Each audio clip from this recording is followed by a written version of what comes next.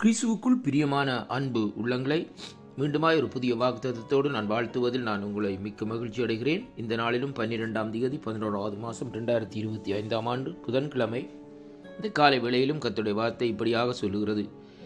யோபுவின் புஸ்தகம் 19ஆம் அதிகாரம் 25வது வசனத்தை வாசிக்க கேட்போமாயிருந்தால், என் மீட்பர் உயிரோடு இருக்கிறார் என்றும் அவர் கடைசி நாட்கள் பூமி மேல் நிற்பார் என்றும் நான் அறிந்திருக்கிறேன் என்று அங்கே யோபுவுக்கு ஒரு வெளிப்பாட்டை தேவன் கொடுக்கிறதை பார்க்கிறோம். அருமையான கர்த்தருடைய பிள்ளைகளே, ஆண்டவராகிய இயேசு கிறிஸ்துவினுடைய பிறப்பு எப்பொழுது, ஆண்டவராகிய இயேசு கிறிஸ்துவினுடைய வருகை எப்பொழுது என்பதை இங்கே ஆபிரகாமுக்கு முன்பாக 500 வருஷங்களுக்கு முன்பாக வாழ்ந்த இந்த பக்தனாகிய யோபு இந்த நாட்களிலே இப்படியாக எழுதுகிறதை இங்கே காணக்கூடியதாக இருக்கிறது. அருமையான கர்த்தருடைய பிள்ளைகளே, யோபுனுடைய நாட்களிலே யோபுனிடத்திலே எந்த நியாயப்பிரமாணமோ அல்லது வேத புஸ்தகங்களோ வேத வார்த்தைகளோ அல்லது அவர்களுக்கு போதிக்கிறதற்கோ யாவரும் இருந்தும் ஆனால் யோபு கர்த்தரொருவர் இருக்கிறார் என்ற நம்பிக்கையோடு இந்த நாட்களிலே வாழ்ந்து வந்தார்.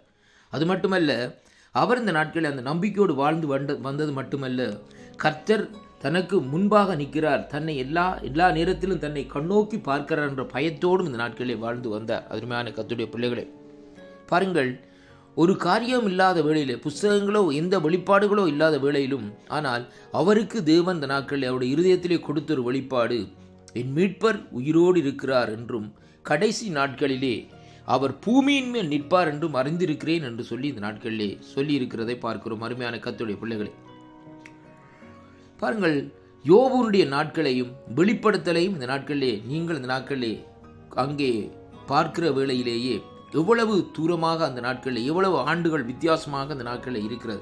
ஆனாலும் ஆண்டவருடைய பிறப்பு, ஆண்டவருடைய வருகை எல்லாவற்றையும் இந்த பக்தனாகிய யோபு இந்த நாட்களிலே அறிந்திருக்கிறார் என்பதைத்தான் இந்த யோபுவின் புஸ்தகத்திலே நாங்கள் வாசிக்கிற வேளையிலே காணக்கூடியதாக இருக்கிறது.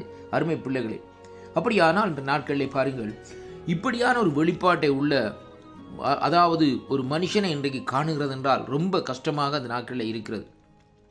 அருமையானவர்களை, இந்த நாளிலும் பாருங்கள், தேவன் யோபுவுக்கு தன்னுடைய காரியங்களை குறித்து வெளிப்படுத்தினார். எப்படி என்றால், யோபு கர்த்தரை சார்ந்து கர்த்தரோடு வாழ்ந்த வேளையிலும் கர்த்தர் யோபுவுக்கு தன்னுடைய வெளிப்பாட்டை இந்த நாட்களை வெளிப்படுத்தி கொண்டிருந்தார் என்பதைத்தான் இந்த வாக்குத்தத்தோடு காணக்கூடியதாக இருக்கிறது.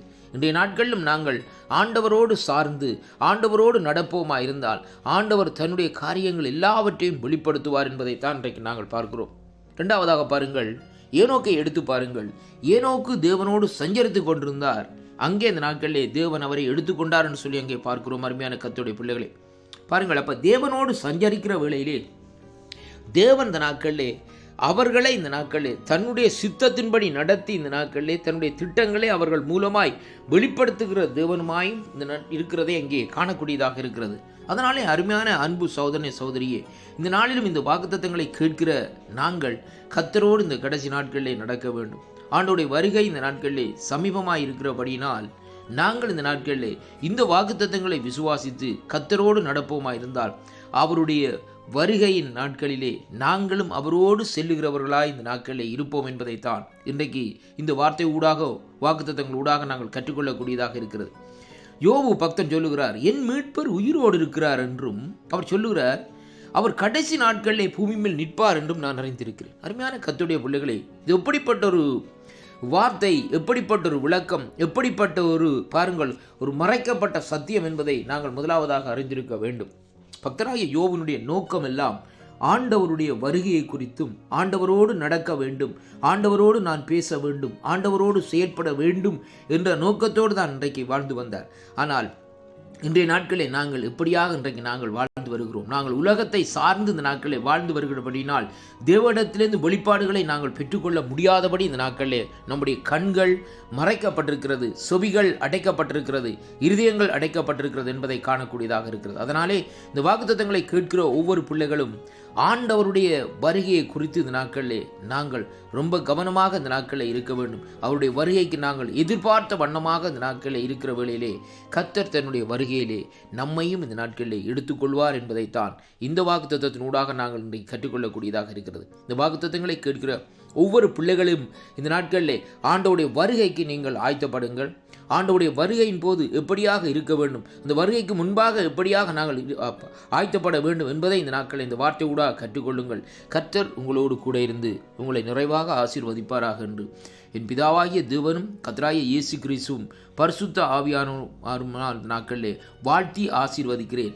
கர்த்தருக்கே மகிமையும் கனமும் துதியும் புகழும் உண்டாவதாக. கர்த்தர் ஒருவரே சகலவற்றையும் அறிந்திருக்கிறார். ஆமேன், ஆமேன்.